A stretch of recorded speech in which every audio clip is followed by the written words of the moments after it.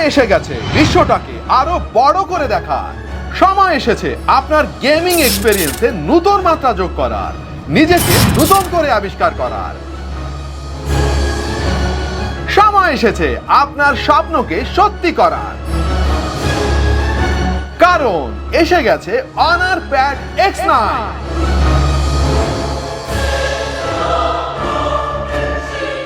This is honour pad X9। যারা কম দামে খুবই ভালো একটা ট্যাবের জন্য ওয়েট করছিলেন, সম্ভবত তাদের অপেক্ষার পালা এবার শেষ হতে চলেছে।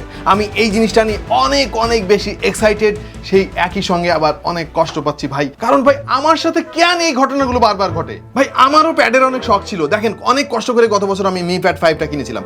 আরো বড় আরো সুন্দর এই ট্যাবটা বের হয়ে গেছে এই বছর। মানে সব ক্ষেত্রেই ভাই আমি কিছু কিনলেই তার কিছুদিন পরে গিয়ে আরো সুন্দর জিনিস আরো কম দামে বের হয়ে যায়। ভাই শুধু এই প্রোডাক্টের ক্ষেত্রে না ভাই, আমি বিয়ে করার পরেও ভাই এই অবস্থা হয়েছে। তোর ভাবি আশেপাশে নাই তো? মাত্র 22,000 টাকা দামের এই ট্যাবটা কিন্তু রীতিমতো অবিশ্বাস্য এবং খুবই লোভনীয়। যারা ট্যাব পছন্দ করেন আমার মনে হয় এই ডিলটা আপনারা হারাতে চাইবেন না। ধন্যবাদ স্মার্ট টেকনোলজি বিডিকে আমাদের স্টুডিওতে এই ট্যাবটা পাঠিয়ে দেওয়ার জন্য, এবং নিঃসন্দেহে this is one of the best deal in Bangladesh right now for tab. এটা দাম তো শুনলেন, তাহলে এটা পাওয়া যাবে কই ভাই? বাংলাদেশে বিভিন্ন দোকানে অলরেডি পাওয়া যাচ্ছে এই ট্যাবটা, কিন্তু যারা দোকান ঘাটে যাইতে চান না, সময় নাই, অনেক ব্যস্ত মানুষ, তাদের জন্য বেস্ট অপশন হচ্ছে দারাজ থেকে কেনা। দারাজের একটা সুবিধা হচ্ছে যে অনেক ডিসকাউন্ট, ক্যাশব্যাক ইত্যাদি ইত্যাদি সবসময় লেগেই থাকে। সুতরাং আমি ডিসক্রিপশনে এটার দারাজের লিঙ্কটা দিয়ে দিচ্ছি, খুব দ্রুত কিনে নেন যারা কিনতে চান এরকম ট্যাব এত কম দামে, কারণ ভাই বেশি দিন থাকবে না। এর যে ডিমান্ড শুনতেছি, মানে বাংলাদেশের নাম্বার 1 ট্যাব মডেল হয়ে গেছে এটা। প্রথমে যদি ডিজাইনের কথা একটু বলার চেষ্টা করি, খেয়াল করে দেখেন এইটার বেজেল কিন্তু খুবই সিমেট্রিক্যাল। নর্মালি প্যাডগুলোতে যেটা হয়, স্পেশালি বাজেট ওরিয়েন্টেড প্যাডগুলোতে ওপরে এবং নিচের দিকে বেজেল অনেক বেশি থাকে, বাট তারা একই সাইজের বেজেল চারিদিকে রাখতে পেরেছে। এর ফলে ট্যাবটা দেখতে কিন্তু অনেক অনেক সুন্দর লাগে, এবং এই ট্যাবটা দেখতে কিন্তু অনেকখানি মিলে যাচ্ছে মি প্যাড 5 এর সঙ্গে। বাট এইটার সাইজ একটু বড়, কারণ এটার অ্যাসপেক্ট রেশিও একটু আলাদা। একটা ফোনের থিকনেসও কিন্তু সাধারণত 8 থেকে 9 মিলিমিটার হয়ে থাকে, সেখানে এই ট্যাবের থিকনেস মাত্র 6.9 মিলিমিটার। দেখেন এই আইফোনের চাইতেও কিন্তু পাতলা এই ট্যাবটা, আর ওজন হচ্ছে মানে আধা কেজির কাছাকাছি আর কি। পাশাপাশি তারা ফ্রন্ট ক্যামেরা কিন্তু দারুণ একটা জায়গায় দিয়েছে, যেটা মি প্যাডে একদম রং একটা পজিশনে ছিল। এর ফলে ভিডিও কনফারেন্সিং আপনার জন্য অনেক বেশি সহজ হবে। মাল্টিমিডিয়া কনজাম্পশনের জন্য বড় সড়ো সাইজের ডিসপ্লে কে না চাই বলেন? মানে একটা ছোট ডিসপ্লেতে কোনো মুভি দেখা বা ইউটিউবে কোনো ভিডিও দেখা আর এত বড় সাইজের একটা ডিসপ্লেতে ওইরকম কিছু একটা দেখা টোটালি কিন্তু ডিফারেন্ট। আর আপনার সেই শখ সম্ভবত এবার পূরণ হতে চলেছে, কারণ এখানে তারা ব্যবহার করেছে 11.5 ইঞ্চির একটা 2K প্যানেল, যেটা TFT টেকনোলজির। শুরুতে TFT বলে আমি ভেবেছিলাম হয়তো কি না কি হয়, কিন্তু এটার কোয়ালিটি দেখে আবার মনে হচ্ছে না যে এটা IPS এর চাইতে কোনো অংশে কম। এর রিফ্রেশ রেটও রয়েছে 120 হার্জের। PPI যদিও একটু কম মনে হয়েছে আমার কাছে, 203 PPI। এটা যদি 300-র কাছাকাছি হতো তাহলে আরো ভালো হতো। তবে হ্যাঁ, এখানে ফ্লিকার ফ্লিক টেকনোলজি তারা ব্যবহার করেছে, এর ফলে চোখে জ্বালা পোড়া করবে না আপনার। আর এর ব্রাইটনেস 2 নিটস থেকে শুরু করে 400 নিটস পর্যন্ত উঠতে পারে। ব্রাইটনেস একটু কম লেগেছে আমার কাছে, তবে একটা জিনিস আপনাকে মাথায় রাখতে হবে যে এই টাইপের ট্যাব বা এত বড় ডিসপ্লে সাধারণত ইনডোরেই বেশি ব্যবহার করা হয়, আউটডোরে গিয়ে তো ভাই আপনি এটা ব্যবহার করবেন না সাধারণত। তবে ভাই TFT ডিসপ্লে হলেও এর কালার কিন্তু খুবই ভিভিড ছিল, পাশাপাশি এর ভিউইং অ্যাঙ্গেলও আমরা খুবই চমৎকার পেয়েছি, কোনো কালার ব্লিডিং ইস্যু খেয়াল করি নাই, এবং কালার রিপ্রোডাকশন খুবই চমৎকার ছিল। সব মিলিয়ে এর ডিসপ্লেটা কিন্তু খুবই এনজয়েবল লেগেছে আমাদের কাছে। হার্ডওয়্যার নিয়ে একটু আলাপ করে ফেলি। এখানে ব্যবহার করা হয়েছে স্ন্যাপড্রাগনের 685, যেটা 6 ন্যানোমিটার বেসড একটা চিপসেট, এবং 685 শুনে না ভাবলাম যে আরে এটা একটু চেনা চেনা লাগে, কাহিনী কি? পরে খোঁজ খবর নিয়ে দেখলাম যে Xiaomi Redmi Note 12 কিন্তু ওই একই প্রসেসর ব্যবহার করা হয়েছিল। এনিওয়ে এইটা আপনাকে ডিসেন্ট একটা পারফরমেন্স দেবে, এবং 6 ন্যানোমিটার হয় ব্যাটারি কনজাম্পশন অনেক কম হবে। 4GB র্যামের সাথে রয়েছে 128GB ইন্টারনাল স্টোরেজ। ব্যবহার করা হয়েছে অনরের নিজস্ব ম্যাজিক OS 7.1, এবং সেই সঙ্গে রয়েছে Android 13। স্মার্টফোনের মতো একটা ট্যাবের জন্যও কিন্তু সফটওয়্যার এক্সপেরিয়েন্সটা খুবই ইম্পর্টেন্ট। এর সফটওয়্যার এক্সপেরিয়েন্স যথেষ্ট ফ্ললেস ছিল, খুব একটা অভিযোগ করার মতো কিছু দেখছি না, স্পেশালি আপনি যদি এই প্রাইস রেঞ্জটা কনসিডার করেন। আমরা ব্যাকগ্রাউন্ডে অনেক অনেক অ্যাপ অ্যাক্টিভ করে দেখেছি, মোটামুটি ভালো মাল্টিটাস্কিং এক্সপিরিয়েন্স পেয়েছি। যেহেতু বেশ বড় সড়ো কালারফুল একটা ডিসপ্লে, সেই সঙ্গে আবার 120 হার্জের রিফ্রেশ রেট, আমরা গেমিং এর লোভটা সামলাইতে পারি নাই। বেশ কিছু গেম আমরা ট্রাই করেছি, স্পেশালি ছোট ছোট গেমগুলো, যেমন Fruit Ninja, Subway Surfer, Candy Crush, Temple Run ইত্যাদি ইত্যাদি। পাশাপাশি হাই রেস কিছু গেমও আমরা ট্রাই করেছি, যেমন অ্যাসফল্ট 9, ফ্রি ফায়ার ইত্যাদি ইত্যাদি, এবং পারফরমেন্স কিন্তু ডিসেন্ট পেয়েছি। স্পেশালি ছোট ছোট গেমগুলো খুবই চমৎকার চলেছে, যদিও ফ্রি ফায়ার খেলার সময় একটু ছোটখাটো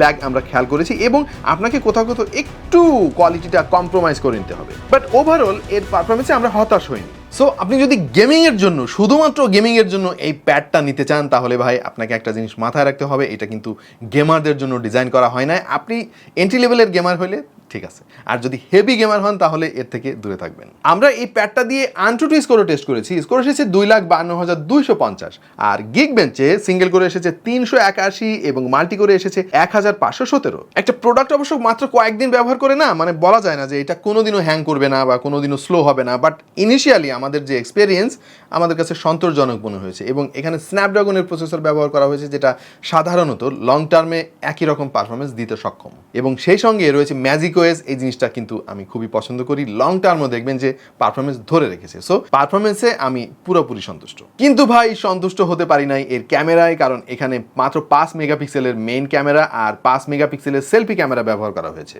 যদিও ট্যাব দিয়ে আসলে ওইভাবে কেউ ছবি তুলে বেড়ায় না। আপনি কল্পনা করেন একটা জিনিস, এরকম দামড়া একটা জিনিস ধরে যদি রাস্তাঘাটে কেউ ছবি তোলে, মানুষ তো হাসাহাসি করবে। ইভেন এটা দিয়ে কেউ সেলফি তুলতেছে এইভাবে, ব্যাপারটা কিন্তু খুবই অড লাগবে। সুতরাং এর যে ক্যামেরা, এর মেইন পারপোজ হচ্ছে ভিডিও কলিং, তখন এর ক্যামেরাটা কিন্তু কাজে আসবে। বাট সেই কাজের জন্য 5 মেগাপিক্সেল আবার ঠিকঠাক আছে। আমরা এটা দিয়ে যদিও বেশ কিছু ছবিও তুলেছি, রিয়ার ক্যামেরা দিয়ে এবং ফ্রন্ট ক্যামেরা দিয়ে, এবং আমাদের কিন্তু হতাশ করে নাই। 5 মেগাপিক্সেল হিসেবে যেরকম হওয়ার কথা সেরকমই হয়েছে। আরও একটা জিনিসে আমরা খুবই খুশি হয়েছি ভাই, আর সেটা হলো এর লাউড স্পিকার। যেহেতু মানুষ এই জিনিসটা কিনবে মাল্টিমিডিয়া কনজামশনের জন্য, সুতরাং যদি স্পিকারের কোয়ালিটি ভালো না হয় তাহলে তো আর হইলো না। এখানে তারা 6টা স্পিকার ব্যবহার করছে, যেটা যথেষ্ট লাউড এবং ক্লিয়ার মনে হয়েছে আমাদের কাছে। আমরা টেস্ট করে দেখছি ভাই, অনার প্যাড X9 এর যে সাউন্ড কোয়ালিটি, এটা মি প্যাড 5 এর চাইতেও বেটার। এবং এখানে ব্যবহার করা হয়েছে 7250 mAh এর ব্যাটারি, এবং এটার ব্যাকআপ ডিপেন্ড করবে আপনার ইউসেজের উপরে। যত বেশি ব্যবহার করবেন তত বেশি দ্রুত ব্যাটারি শেষ হবে।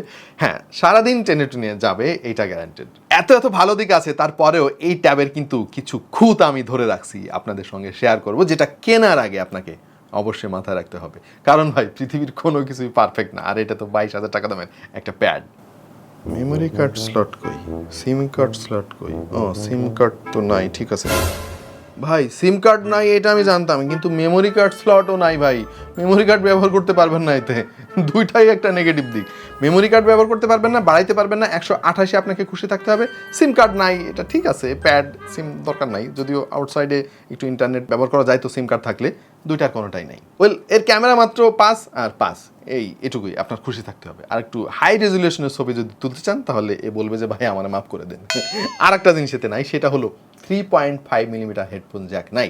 আপনার যদি ওয়ার্ড হেডফোন ব্যবহার করতে হয় তাহলে কনভার্টার ইউজ করতে হবে। তবে ভাই কষ্ট পাইলাম, এতে কোনো জাইরোস্কোপ নাই। ধরেন গেমিংয়ের জন্যই তো বা মাল্টিমিডিয়া কনজামশনের জন্যই তো মানুষ এগুলো কিনবে। জাইরোস্কোপ না থাকলে তো গেমিংয়ের সময় বেটার কন্ট্রোল পাওয়া যাবে না। খুবই হতাশ হয়েছে এই জিনিসটাতে। আর একটা জিনিস নাই, যেটা খুবই ইম্পর্টেন্ট, যদিও Xiaomi প্যাডটাতে ওই জিনিসটা নাই, সেটা হলো জিপিএস। আর একটা জিনিস নিয়ে আমি সমালোচনা করতে চাই, সেটা হলো এর ব্যাটারি মাত্র 7250 mAh এর। ভাই মানে ছোট সাইজের একটা ফোনের ব্যাটারিও কিন্তু এখন 5000 mAh 6000 mAh থাকে। সেই সব দিক বিবেচনায় এখানে মাত্র 7250 mAh এর ব্যাটারি আমার কাছে অনেক কম মনে হয়েছে। Xiaomi প্যাডটাতেও কিন্তু আরও অনেক বেশি ব্যাটারি দেওয়া হয়েছে, এবং ওইটার চাইতে এর সাইজ তো বেশি, ব্যাটারির সাইজ তো আরও বড় হওয়ার কথা ছিল, কিন্তু উল্টা তারা কমাই দিছে। বাট সবচাইতে বড় কষ্ট পাইছি আমি ভাই এই চার্জারটার হাল দেখে। ভাই এখানে তারা 10 ওয়াটের একটা চার্জার দিছে বক্সে, এইটা দিয়ে এই প্যাড চার্জ দিতে ভাই আপনার দিন শেষ হয়ে যাবে, এরকম একটা অবস্থা। মানে এটা কোনো কথা হইলো? Xiaomiটায় 33 ওয়াট ছিল, তারা অন্তত 18 ওয়াট দিত। 10 ওয়াট দেওয়ার যুক্তি কি আমি ঠিক খুঁজে পাইতেছি না ভাই। এখন ভাই সব জিনিসের কিছু ভালো মন্দ থাকবে, এটাই আমাদের জীবন, সব মেনে নেওয়া লাগবে ভাই। এই প্যাডটারও কিন্তু ভালো দিকই বেশি। হ্যাঁ, মাত্র 22,000 টাকায় এত বড়, এত চমৎকার একটা ডিসপ্লে, এত সুন্দর ডিজাইন, সবকিছু মিলিয়ে দারুণ একটা ডিল। সো প্রিয় দর্শক, আশা করছি এই ট্যাব সম্পর্কে বিস্তারিত সবকিছু আমি আপনাদেরকে জানাতে পেরেছি। কেমন লাগলো আমাদের আজকের ভিডিও, এবং কেমন লাগলো এই ট্যাবটা আপনার দৃষ্টিতে? এই ট্যাবে কি কি জিনিস কম রয়েছে, এই বাজেটে আর কি কি জিনিস দেওয়া উচিত ছিল, একটু কমেন্টে আমাদেরকে জানিয়ে দিন। এবং যারা সাবস্ক্রাইব করেন নাই ভাই, সাবস্ক্রাইব করেন, কারণ আমাদের পরিবারটা বড় করতে হবে না। আর ভিডিওতে লাইক দিবেন, আপনি লাইক দিলে কিন্তু এই ভিডিওটা আরো 10 জনের কাছে পৌঁছে যাবে। দেখা হয়ে যাবে অন্য কোনো ভিডিওতে ভিন্ন কোনো বিষয় নিয়ে। সেই পর্যন্ত সবাই ভালো থাকুন, সুস্থ থাকুন, এবং দেখতে থাকুন টেক টু দ্য পয়েন্ট।